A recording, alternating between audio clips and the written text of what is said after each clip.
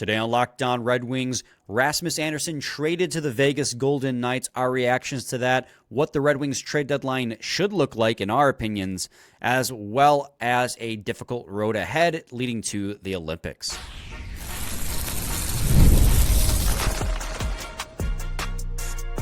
You're Locked On Red Wings, your daily podcast on the Detroit Red Wings. Part of the Locked On Podcast Network, your team every day. Welcome back to the Locked On Red Wings podcast. We are your hosts, Brian Fisher and Scotty Bentley, part of the Locked On Podcast Network, your team every day. You can find us wherever you get your podcasts. And if you would like to listen to our podcast ad-free, you can sign up for the Everydayer Club by going to lockedonpodcast.com/Everydayer Club. It's a $5 a month subscription. You get access to all our episodes ad-free, as well as an exclusive Discord server where you can talk to Scotty and I. And Scotty, on today's episode, we are going to be talking about the recent trades in the NHL. Obviously, Rasmus Andersson is somebody that we as Red Wings fans had our eyes on. It was well reported that the Red Wings were in the mix. He ultimately goes to Vegas. We'll give our reactions to that on what we thought the price tag was, how we felt about that price tag, and how we expect the Red Wings to handle, or not expect, but how we think the Red Wings could handle the trade deadline going forward. Kiefer Sherwood also moved. Not somebody I think the Red Wings were too heavily involved in, but still another body off the market. Before we talk about the Red Wings' remaining schedule heading into the Olympics, as they have three of their toughest games on their remaining schedule before the Olympics, as they play Colorado twice, Minnesota, and then they have some wonky schedule or travel in there as well, and some hot teams. It's going to be a gauntlet for the Detroit Red Wings. But first, Scotty, Rasmus Andersson dealt to Vegas for Zach Whitecloud, a 29-year-old right-shot defenseman, very good defensively. He's got 2 years remaining, $2.75 million contract, 29 years old. Also in the deal was a seventh-round prospect, Abram Wiebe, and they also got a second-round pick that it could become a first-round pick if Vegas wins the Cup, and another first-round pick that is top 10 protected, I believe, but Vegas isn't going to be in the top 10. So, Scotty, initial thoughts on this trade for Rasmus Andersson? It's a lot for a rental, brother. It's a whole heck of a lot for a rental. I think that was my my first reaction. Because when you see that big of a price tag, I think I almost assumed, and the fact that I think it said Calgary's retaining 50%. So, like, it's of obviously what's left on his current deal. So correct. It's my initial reaction was, oh wow, like Vegas is gonna Vegas and they're gonna acquire this guy and then they're gonna find a way to extend him right away and circumvent the cap and like all this blah blah blah.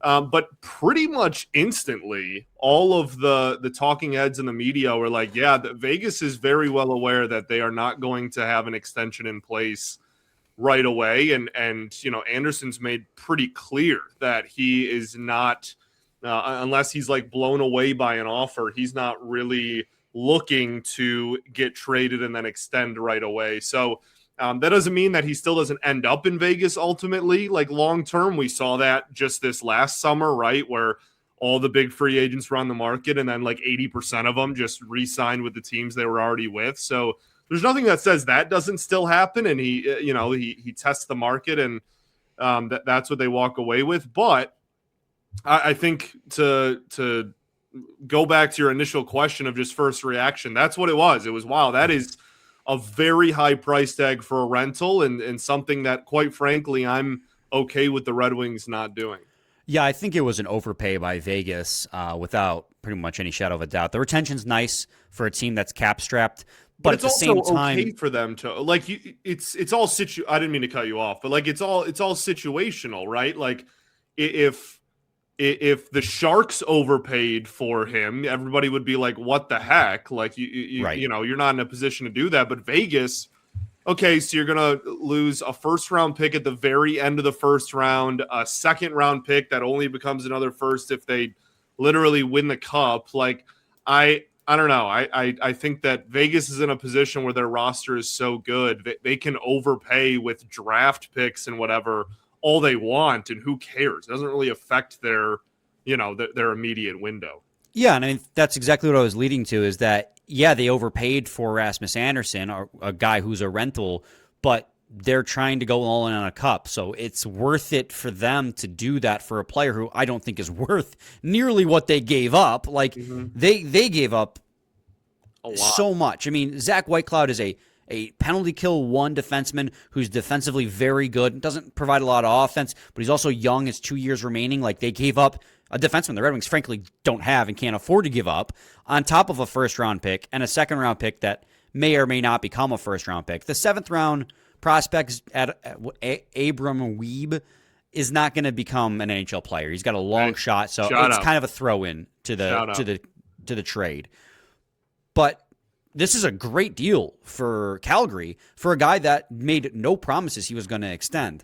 That's another gamble that Vegas can make that a team like Detroit is not in a position to really make at this point on a guy like Rasmus Andersson. If the Red Wings had given up a similar-ish package, but Rasmus Andersson is like, yeah, I'll extend, I can swallow that. It's still a lot to give up, but I can swallow that. But they also made the same gamble on his defensive partner, Noah Hanifin, like a year or two prior, and Hanifin a month later extended with the Vegas Golden Knights. So I think it's worth it for Vegas to be like, okay, you won't promise you'll extend, but we're going to bring you in. You're going to love it, and you're going to want to extend. Plus, we're probably going to reunite you with Noah Hanifin, who you played Rasmus Andersson's best seasons were when he was paired with Noah Hanifin. Yeah. Noah Hanifin's a great defensive player, and now that they're going to be playing together, they could be reunited and play great together again, and he wants to extend. Because remember last year, Scotty, it was reported he wanted to go to Vegas. Like, this is Rasmus Andersson getting what he wanted. The team did right by Rasmus Andersson, and it wasn't until he said, I'm not going to extend, that both Boston and Detroit were out of the running. Because the Red Wings, if they give up all those assets and he doesn't stay with Detroit, you gave up a first-round pick and a roster player for a guy who's going to leave at the end of the year to do what? Lose in 6 games? I'm all for rewarding the Red Wings, the current Red Wings, who are playing unreal hockey, with buying at the deadline. And we'll talk about that a little bit in segment 2 with Kiefer Sherwood. I have a take about that because this team has earned the right for a playoff push from the general manager. But it's all within a realm of reason, right? Like, to pay that much for a rental for the Red Wings for a guy who's second pair, like, that was just going to be a little bit of an egregious overpay for a guy who very well will probably walk at the end of the season if you're Detroit in that instance. A little bit of an egregious overpay, yes. I love to, you know how I love to hedge my adjectives. It's no, but I agree, and it's a honestly, I would probably like, hindsight's 2020, and we're theorizing here. I don't think that I would have any issue if the Red Wings did that if there was an extension in place immediately. I think that would be some sign of life, of aggressiveness, and that would improve the blue line long term. I don't know, man. Like, well, once you're at the back end of the lottery or just in the playoff team, I'm down to just throw first-round picks out there and see if you can bring in, legitimate high-end talent. And it's not like the Wings have been sitting at the top of the draft for the last 4 or 5 years either, due to whether it's lottery luck or, just being too good and not like the worst team in the NHL. But it's just I think the extension is what makes or breaks it for me. I don't think inherently that if you're saying, hey, this is the package required for 7 years of him or 5 years of him or whatever the extension ends up being, then I would probably, like I would take that pretty easily, and I think I would celebrate it. But it's amazing how different those two, how different the asset becomes when you're talking about an extension in place or not. Because I would be extremely anti just for do all that just for the end of the year, and I'm not even sure it's really a price tag thing. I think it's more for me just there are much better ways to spend those assets that you gave up. I'm okay with giving up first round picks and second round picks and first and second round picks in one trade, but I think that there are probably better returns on investment than Andersson, which again, all changes if there's an extension in place. So I'm kind of talking in circles at this point. We can move on. I think it's a fascinating conversation, and with no extension in place, I'm glad that I'm okay with the Wings, kind of sitting on their hands this time.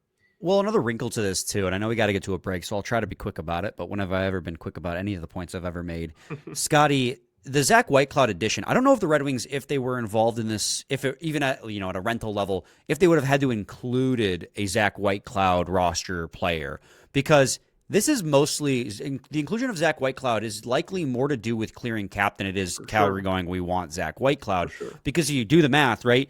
Rasmus Andersson makes $4.55 million. And we know Vegas is cap strapped. Well, they retained half of that, so it's $2.275. Well, how do they clear the last 2.5 in that deal? Well, Zach Whitecloud makes 2.75. So now by trading Zach Whitecloud back to Calgary, which is just, they got a really competent NHL player, they now have the cap space to acquire Rasmus Andersson. So I don't know if Detroit would have had to add that in there as a sweetener, because the sweetener the Red Wings have in that case is the cap space to take Rasmus Andersson. And now the Calgary Flames, if they're smart, will flip Zach Whitecloud at the deadline as well to another team, which maybe Detroit, who could use a Zach Whitecloud, a 29-year-old right shot defenseman. 2 years left on his deal. He actually that ended up being kind of the full circle moment. I would take a Zach Whitecloud. For sure. So I do think that is a big part of it, but without an extension in place, that's a lot to give up for a guy who's, I don't know if he is as good as people think he is. He's good, but he's also had kind of a down year. But we've also talked about how they've used him too. Probably not going to be an extreme usage like he was in Calgary. I don't know. It was a big pill to swallow for a guy who's going to end up being a rental.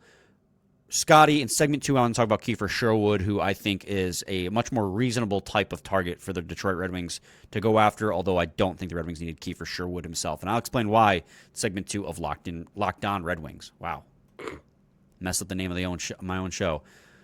There is nothing like being near the ice during hockey season. The speed, the hits, the atmosphere, it's unmatched. Watching at home is great, but being in the building is a completely different experience. The only thing that used to get in the way was actually getting the tickets. Long queues, endless screens, and prices changing at checkout. That's why the GameTime app gives the advantage back to the fans. It's the hack for unlocking amazing NHL tickets and experiences in just a few taps. I pulled up GameTime app to check out upcoming NHL games and was surprised how fast it was at finding great seats. You know my story. I went to the Sergei Fedorov night. I've gone to the Stadium Series. It's fantastic. Fees are included before you get to checkout, so you know your total up front with no surprise fees at the checkout. The app is incredibly easy to use. Browsing, comparing, and buying tickets took just minutes, and the zone deals are so clutch. You choose the section, GameTime picks the seats, and you save even more. Take the guesswork out of buying NHL tickets with GameTime. Download the GameTime app, create an account, and use code LOCKDOWNNHL for $20 off your first purchase. Terms apply. Again, create an account and redeem code LOCKDOWNNHL for $20 off. Segment 2, Locked On Red Wings podcast. Scotty, the Detroit Red Wings, San Jose Sharks traded for Kiefer Sherwood of the Vancouver Canucks on Monday. And one, that was a completely unexpected team to buy Kiefer Sherwood. But I don't think the cost was actually terrible. So I'm a little conflicted on how I feel for this move for the Sharks. But they gave up 2 second-round picks for Kiefer Sherwood, one in this season's draft and one in next offseason's draft, as well as Cole Clayton, who was an undrafted AHL depth guy. So they didn't that player who's 25 years old may or may not make the NHL level, likely will not. Not really, kind of just a throw-in piece in that deal. It's really the central focus of this deal is the 2 second-round picks. What'd you make of that trade? Well, honestly, it caught me off guard a little bit. Good for San Jose is really my take. I am always in favor of teams trying to win. Like, I know that sounds ridiculous, but there's always, the bottom third of the league actively doesn't. And even the teams in the middle aren't super aggressive with necessarily winning in any given season. And I mean, we've experienced that plenty over the last few years. Yeah, I respect the heck out of it. It did, like I said, kind of surprise me, but I think they're just looking for any and all remote production outside of their top line, and I mean specifically Macklin. So I think it's I like it. Where I'm conflicted is they're, I think, too early in the rebuild to be selling off assets for a rental. But at the same time, the Pacific Division's pretty weak. We've talked about it. The San Jose Sharks are at 51 points. They're tied for the second wild card. But one more point, they'd be third in their division. So it's a very gettable playoff spot this season in the Pacific Division. And the likelihood of 2 second-round picks becoming NHL caliber players is not very high. So while I think it's weird San Jose is is buying this early rather than just like letting the young kids grow, and if you get in beforehand, you just take it, because you're right. It's a Macklin Celebrini driven team. Without Macklin Celebrini, they're not sniffing a playoff spot right now. So that's why it's a little weird for me, but they are already kind of bursting at the seams with draft talent, with prospects. And it is a gettable division, so I kind of get it. It wasn't like they paid out. They didn't make the Rasmus Andersson trade. So it's not going to kill them to acquire this. I just think it's a little early for them. But I believe in rewarding your team that, that's in that race with an opportunity to make the playoffs. And, it's a good get for a team that's very thin like the Sharks. Kiefer Sherwood's going to help them immensely because outside of Macklin Celebrini, they lack any real scoring depth. And, he came off a career year last year with 40 points. Other than that, he's been, low scoring totals across his career. He's having another decent year this year. He's on a cheap contract. So 2 seconds for the Red Wings to give up in this instance, like, I'd have done that in a heartbeat. It was just it's weird for San Jose to be doing it, though, again, I also get it. I'm kind of arguing with myself here because I feel both ways at the same time. But my point here being, relating this back to the Detroit Red Wings, is if I'm Yzerman, I'm a little frustrated, I think, because this is the exact type of rental trade I think that Yzerman has been waiting for to come thrown his way at the trade deadline, and it finally happens for a player at a position the Red Wings don't need. He's a right winger who's 30 years old, who's a rental. The Red Wings have Kane and Raymond, and frankly, they're not bumping Kane down the line 3 because of his chemistry with DeBrincat and how well that second line's been playing. And so it's just like this, finally the trade that he's been asking for, a guy who's going to make them better around the margins in the middle of their lineup, happens, and it's for a guy that they didn't really have probably any interest in. So, but I feel like that trade is kind of my template for what I want the Detroit Red Wings trade deadline to look like. We know that they're looking for a top 4 defenseman and maybe some forward help, but it's either going to be depth rentals at a cheap price or term players that you're comfortable giving up assets for. And that's why he was willing to go in on Rasmus Andersson if there was an extension in place. That's why I think that he's going to be kicking the tires on Dougie Hamilton. There's been reports that he has, because he's got 2 more years. That's why actually I think Zach Whitecloud would make a good addition to this team, because he's got 2 more years. So I think that that's kind of the roadmap for the Detroit Red Wings this year, is either cheap rentals to make them better around the margins because they still lack depth scoring besides James Van Riemsdyk, or like a third pair defenseman can be reliable and where you're not giving up too many assets, or you give up a lot of assets for that guy who's going to be here longer than the end of the season. Right. I mean, I agree with everything you just said. I also think that it is, like, dare I say, imperative that they are more aggressive in the trade market than they have ever been in Yzerman's tenure. Like, you have to do something. this blue line will not last in a postseason series. You will get absolutely torn to shreds. I don't even care if they are like the number one seed and cruise through the regular season and don't stop winning. Like you need blue line help in the worst way. And it is, I think, unjustifiable to not only not bring in at like one. I am firmly on the train of they need to bring in at least two defensemen this deadline. So I agree with everything you just said, and I'm all in on we said it in the offseason, man. Like, you can call every single trade an overpay. There's a quote, I forget who said it, and that's going to bother me. I'll get to work on that. But it's essentially like, if you are waiting around for the perfect deal, then you're never going to make a deal. Like, you at some point, you're going to have to just go for it and overpay a little bit. You're this like magical perfect trade where you fleece somebody for a star player is not going to fall out of the sky. Like, you're going to have to actually be aggressive and go for it at some point. I hope that this year's that year. It's got to be this year. The Red Wings fans have been patient for so long. The Red Wings have been patient for so long. We heard Dylan Larkin lament the fact that they didn't get anyone at the trade deadline.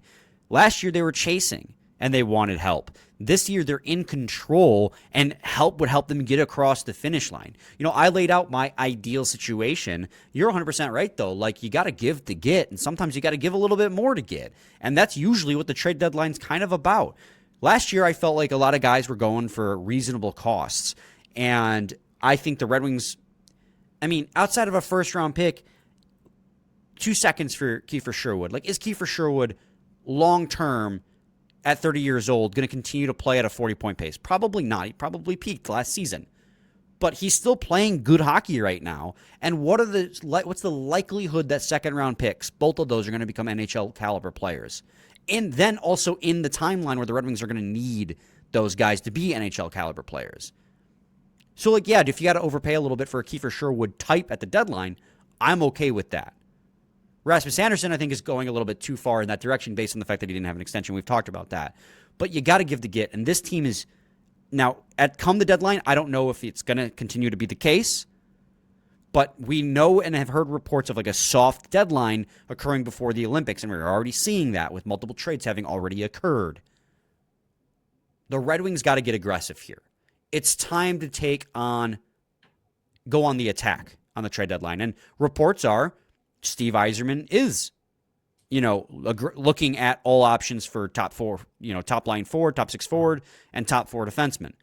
And as great as it is to hear that, right, that the Red Wings are aggressive and looking, you got to get across the finish line. And like you said, you just have to be comfortable sometimes giving up a little more. And that might mean Yzerman gives up changes his philosophy and just says, this team, I'm not saying overpay and lose all your assets and then this is the best this team is going to be, but give them reinforcements to get to the playoffs so they get that experience. Don't overpay for a guy that, like, again, the Rasmus Andersson, what good is that going to do if he walks away at the end of the season? You've given up a first for a player that, like, just got you to 6 games in the first round. You can want to aggressively buy and still say to be smart. That's not like... You can buy and not sell the farm at the same time, and that's what we're asking Yzerman to do here at this deadline. Scotty, let's head to segment 3. We want to talk a little bit about the schedule ahead for the Detroit Red Wings because it is a doozy. So stay tuned for segment 3 of Locked On Red Wings.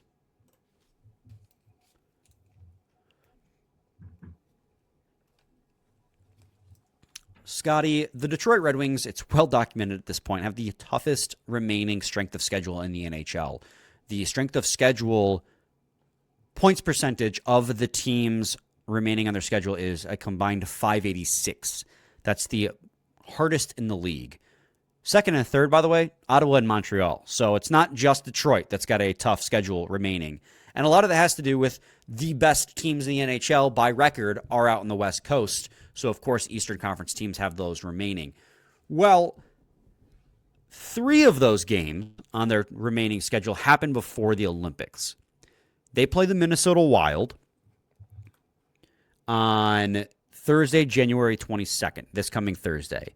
They then play a home and home with the league's best, astronomically good Colorado Avalanche on Saturday the 31st and Monday the 2nd.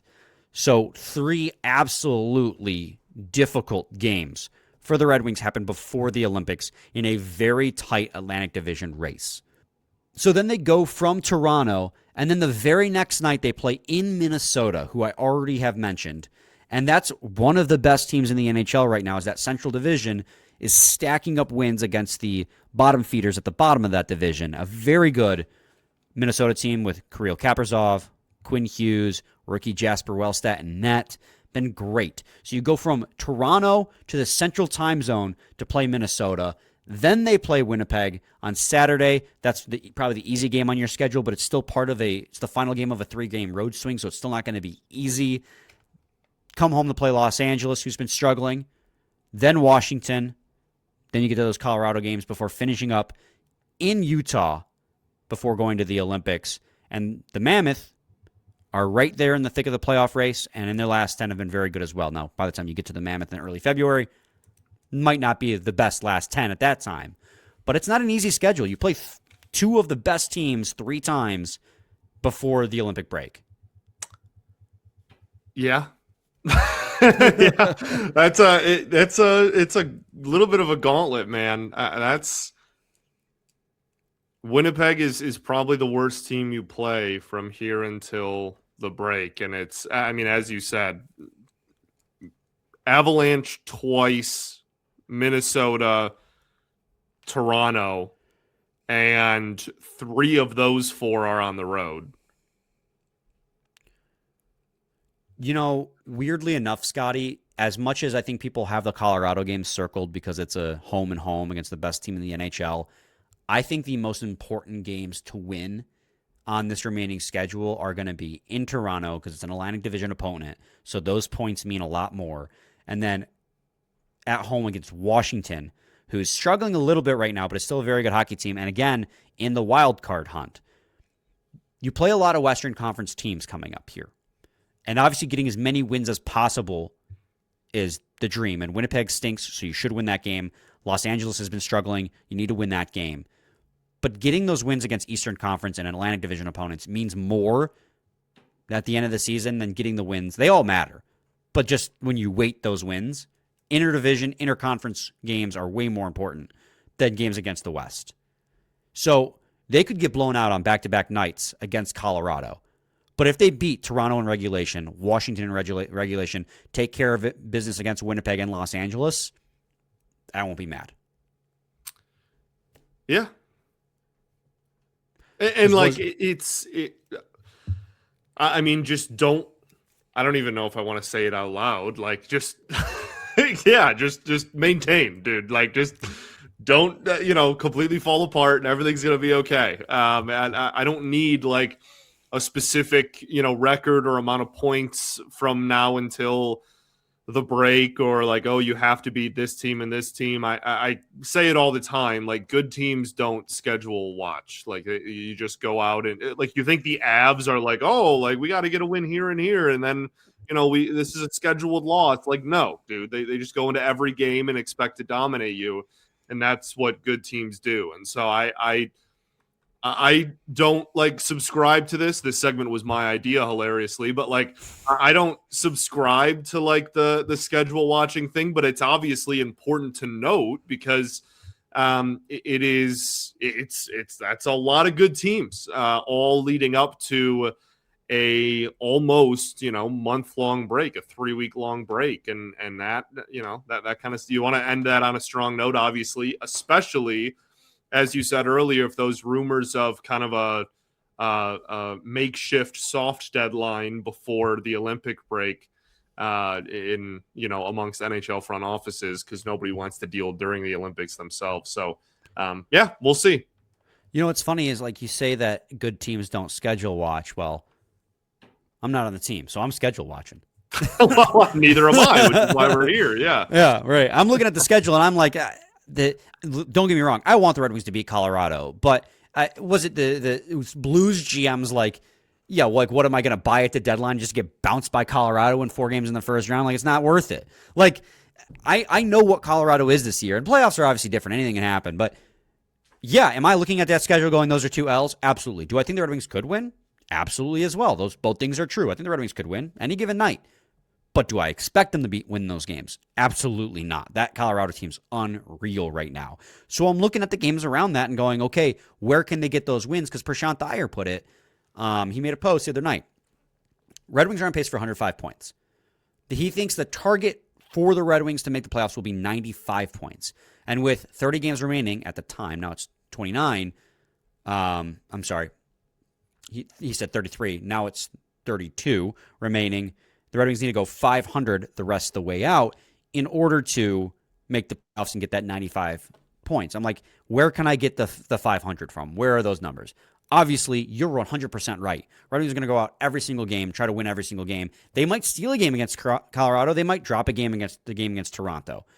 But I'm looking at that schedule, and that's tough. That's real tough. Here's the good thing, though, Scotty. The Red Wings lead the league in strength of schedule, as I started the segment off with. A lot of that is because you have Colorado and Minnesota matchups ahead of you. Well, you get all those out of the way before the Olympic break, they're going to drop on the strength of schedule meter pretty fast without Colorado on their remaining schedule. Because if you look at a lot of the teams that have the toughest remaining schedules remaining, it's the same teams that pop up time and time again. It's Colorado, Tampa, Carolina, Dallas, Minnesota, and Vegas Golden Knights. By the way, the Red Wings are on a lot of those too, but obviously they're not on their own. So you'll drop the two against, not drop them, but you'll no longer have those 2 games against Colorado on there and one of the games against Minnesota. So after the Olympic break, when they come back, the Red Wings should be probably closer to middle of the pack because they're going to be one of the few teams that has no more games remaining against the best team in the NHL.